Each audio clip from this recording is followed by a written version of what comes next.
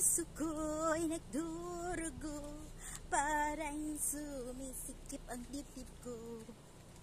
Ano pa yan? Hello! Shout out sa ating lahat! Kamusta? Nautusan na naman ang inyong manang. Ang inyong manang nautusan. Bibili tayo ng mga gamit. Uy, ang ganda ng sasakyan niya, guys. Oh. Ano ba to? Dodge. Ganda ba talaga yung Dodge? Ano bang mayroon sa Dodge? Tingnan nga natin. Anong mayroon sa Dodge? Ay, dalawa yung kanyang tambutso. Pag dalawa yung tambutso ng sasakyan, marami naman, lahat naman dalawa yung tambutso, oh. Itong ano to, Lencon. Lencon kasi itong isa, oh. Pag dalawa yung tambutso, ang lalakas nila, di ba? Kotse na naman yun na nakita ko. Ang mga kotse. Wala lang. Oh, ito rin isa, oh. Ano ba tong Pilot? Honda Pilot. Dalawa yung tambutso ng Honda Pilot. Okay, magmarites tayo ng masasakyan.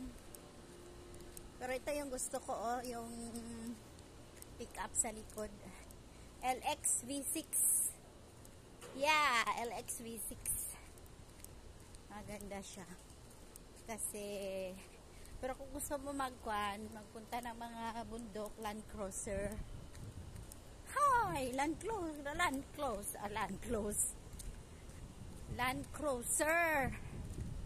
Ganun.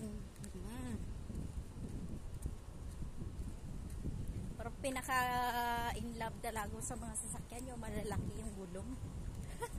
Diba yung matataas yung gulong ba? Bulky masyado.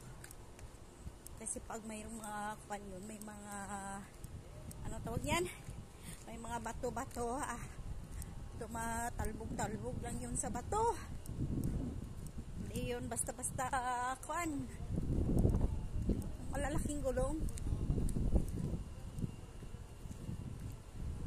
Kaya wala pa akong nakita dito.